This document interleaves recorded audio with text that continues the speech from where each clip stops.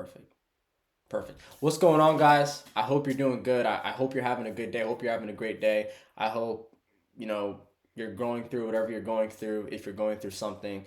But what I want to talk about today, last week, maybe 2 weeks ago, I'm on FaceTime with my brothers, and one of them brings up this verse. It's Luke chapter 14, verse 25 through 31. And he's like, hey, guys, let's hit this. And we're like, bet. And he's like, what do you guys think about this verse? And man, bro, when it was my turn to talk, I got fired up. I got excited because there was so much meat on that bone. And, as I was thinking, like, what's a good topic? What's a good video to make today? I had this in my notes to talk about it because that's how much I loved it.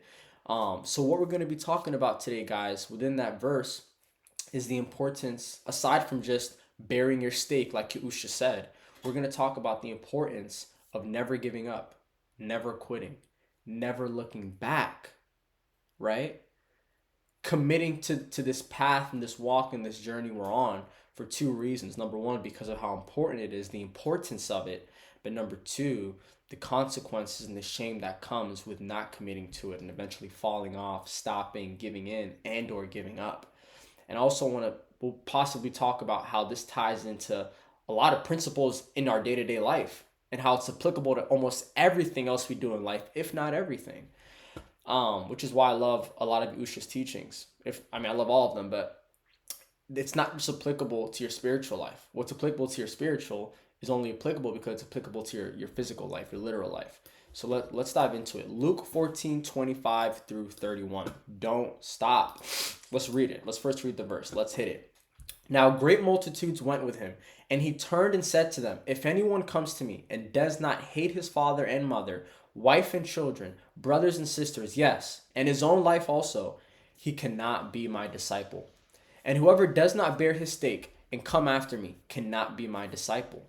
For which you, intending to build a tower, does not sit down first and count the cost, whether he has enough to finish it, lest after he has laid the foundation and is not able to finish, all who see it begin to mock him, saying, this man began to build and was not able to finish. Or what king going to make war against another king does not sit down first and consider whether he is able with 10,000 to meet him who comes against him with 20,000?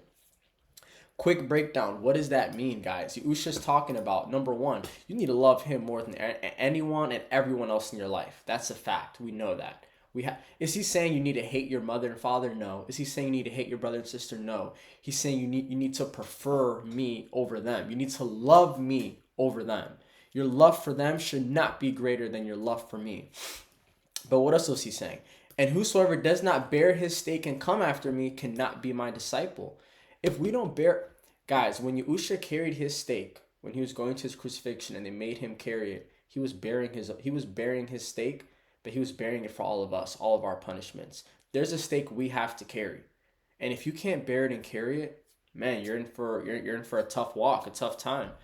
But what's more important? What do Yahuah say? For which of you intending to build a tower does not sit first and count the cost, whether you have enough to finish it or not?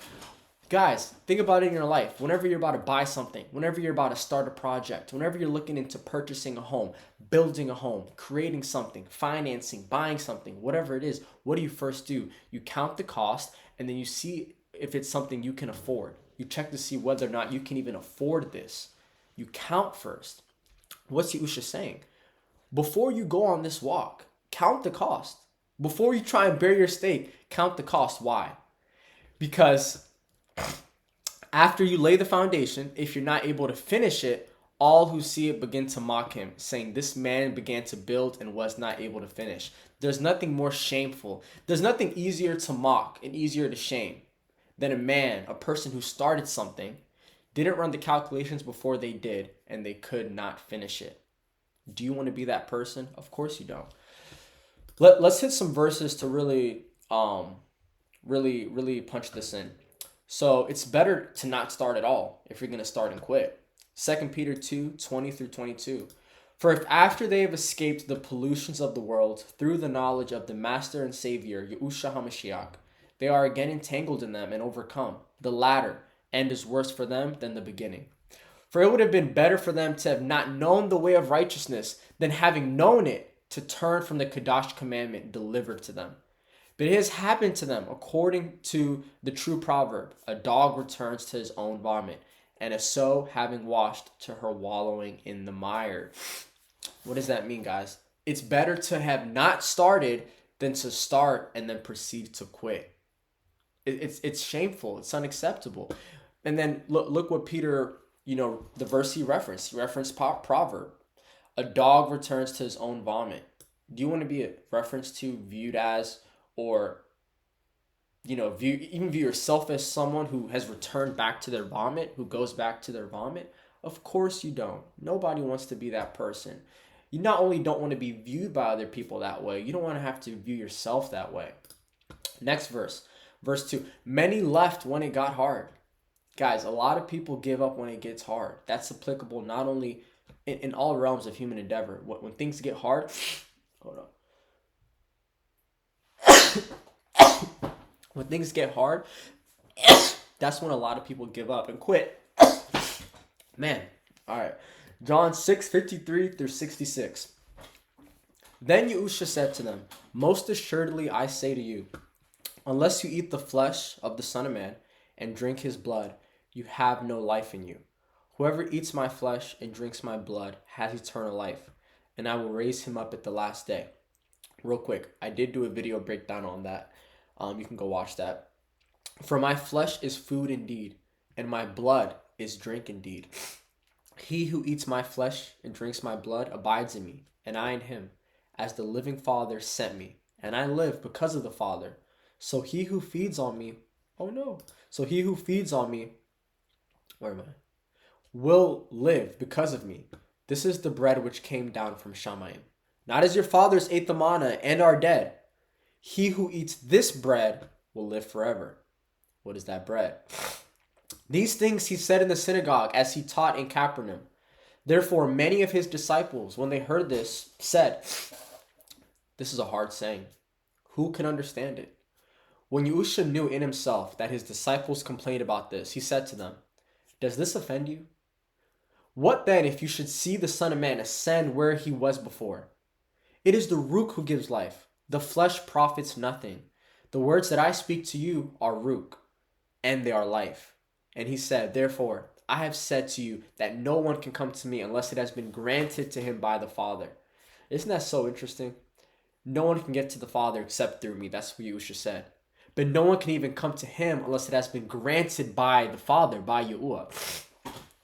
From that time, many of his disciples went back and walked with him no more.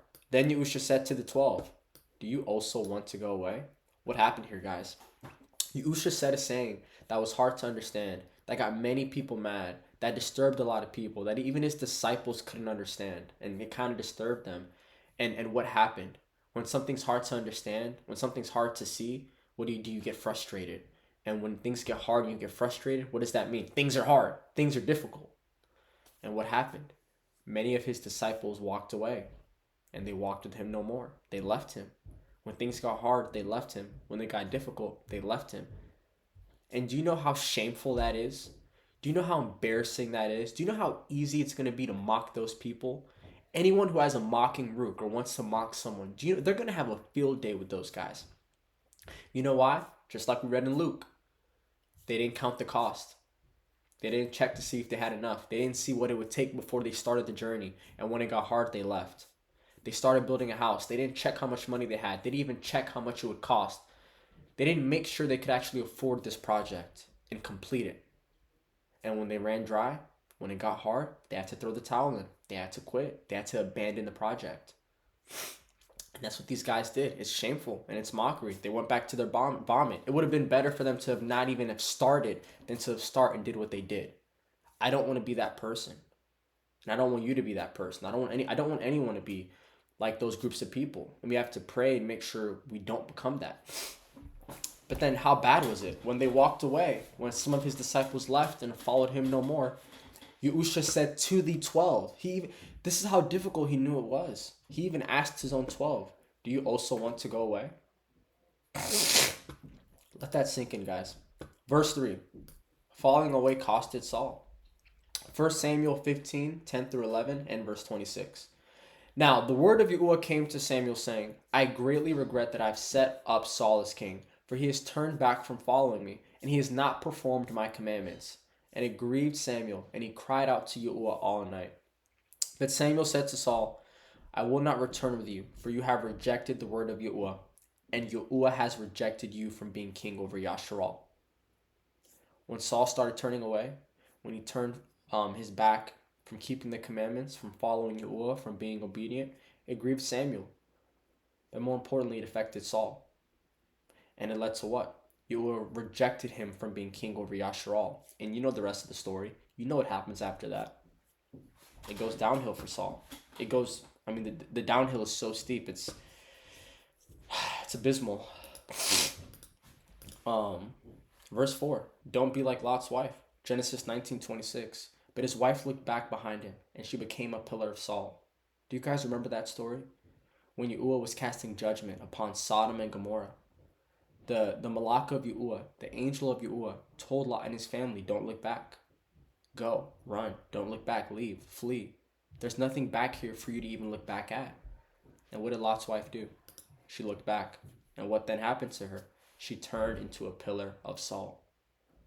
It would have been better for her to not even have started the walk, or to not even have began listening or taken the command to run away, than to have ran away, had a chance of making it, and then just turn into salt. What's the difference between her fate and the fate of the people in Sodom and Gomorrah that day? Both their lives came to an end. And they both came to an end in disobedience and wickedness. Isn't that funny? Everyone that gets wiped out, that gets punished, Yahuah doesn't just punish the good kids. Good. Let me take that back. Yahuah doesn't just punish. He doesn't punish the obedient. He punishes the disobedient, the ones who turn away from him and don't listen. Verse 5. Yasharal wanted to go back when it got hard. Man. Numbers 14, 1 through 4, and then we're going to hit Numbers 14, 22 through 23. So all the congregation lifted up their voices and cried, and the people wept that night. And all the children of Yasharal complained against Moshe and Aaron. And the whole congregation said to them, if only we had died in the land of Egypt. Or if only we had died in this wilderness. Hold on.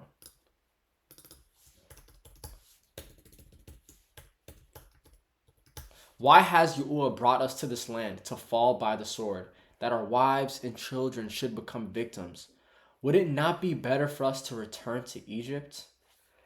That's tough. So they said to one another, let us select a leader and return to Egypt. Oh man. Guys, they're in the wilderness. They're on their travel, going to the promised land. And things got difficult. And what did they start saying? They started saying very grievous things. Things that I wouldn't be surprised if they brought, pain to Yahuah, sorrow to Yahuah. Hearing his children say this, knowing what it is he has stored up for them. If only we had died in the land of Egypt, or if only we had died in this wilderness.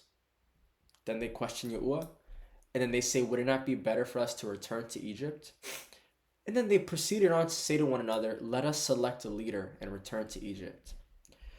Numbers 14, 23 through 23. What was the consequence of those actions, those words, that decision they made? Because all these men who have seen this is Yahuah speaking, by the way, in this verse. Because all these men who have seen my honor and the signs which I did in Egypt and in the wilderness, and have put me to the test now, these 10 times, and have not heeded my voice, they certainly shall not see the land of which I swore to their fathers, nor shall any of those who rejected me see it. Man, Yahuah is so long-suffering. Nor shall any of those who rejected me see it. He's saying the ones who rejected him. But look, they said what they said. They felt what they felt. They did what they did. And this is the punishment they're going to have to face for it. But what's the main takeaway? Even though they were on a journey to the promised land, they were being brought out of a land where they were held as slaves. When things got hard, when they got difficult, when they were struggling to see light at the end of the tunnel, what did they do? They wanted to give up. They wanted to turn away. In this moment, just like they did to Yahusha when it got hard, and it said his disciples followed him no more and turned away and walked away. This is exactly what Yasharal is doing to Yahuah. They wanted to walk away, throw in the towel, stop following him. They literally said, let us let us select a leader and return to Egypt. Verse 6, guys, last verse. And by the way, I just want to talk about this. When I was talking to my brother last week, my boy, about this. When I read these stories, guys, I don't think I'm special. And by special, I mean, when I hear Yasharal, the things they said, I wouldn't be surprised if these were things that crossed my mind. When I'm in a wilderness, if I have my wife, my kids, and it's been years, and we're just going through this wilderness, and maybe I'm struggling to see light at the end of that tunnel, and we're having to travel on more, and I don't know when we're going to get to this promised land. I don't know when I'm going to be able to build a house for my wife, for my kids.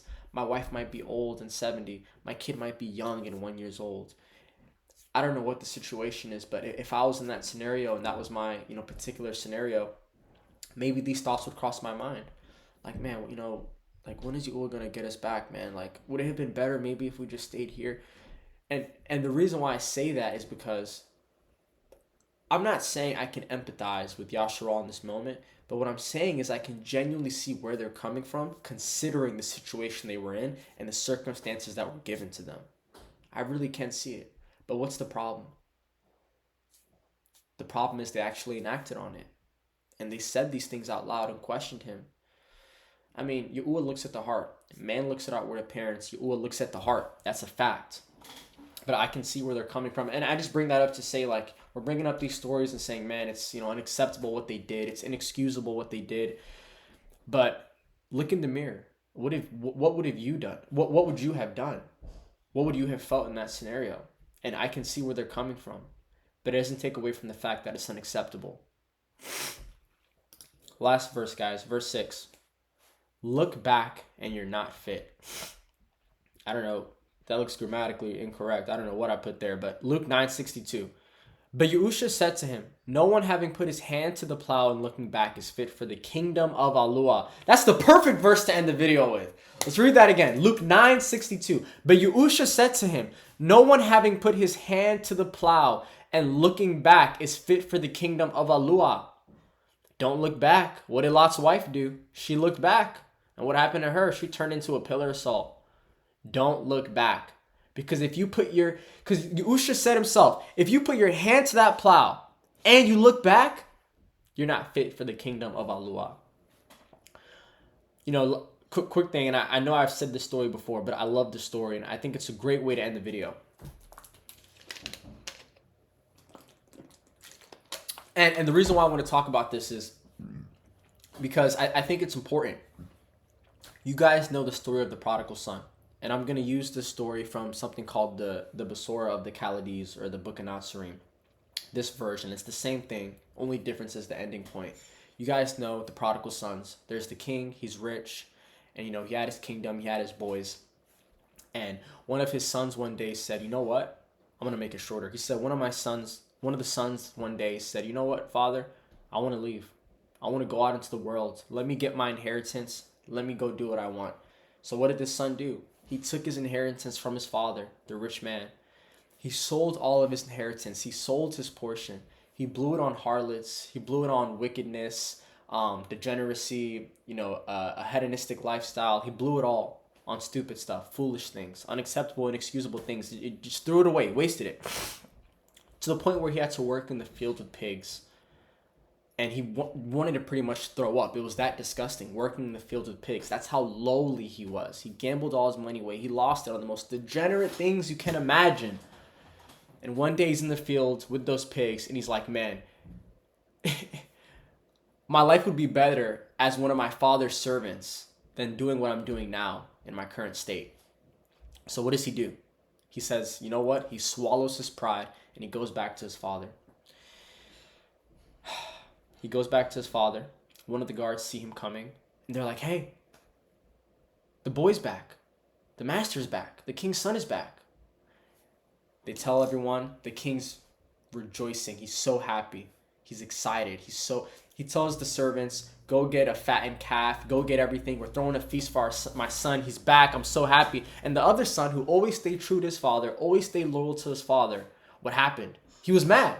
He's like, what's going on? Whoa. Guard, what's up, bro? Why are you throwing a party? Why are we getting the fattened calf? What's going on? He's like, your brother's back. We got to prepare this quick. I got to go.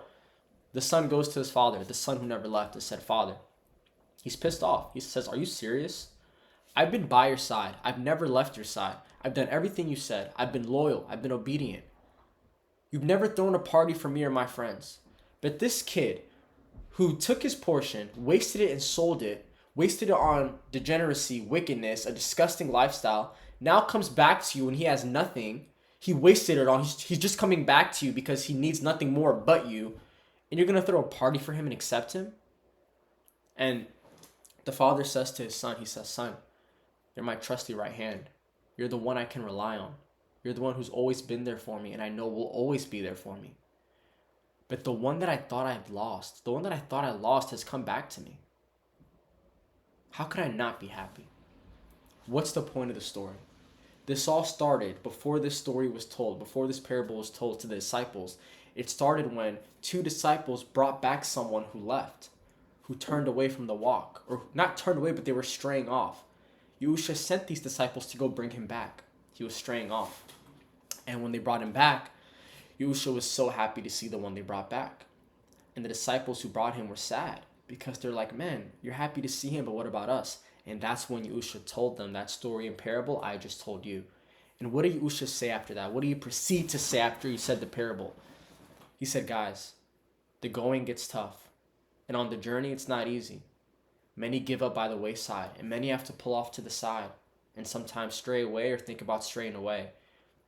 And he says, these are the ones that need encouragement. These are the ones that need support. These are the ones that need our help.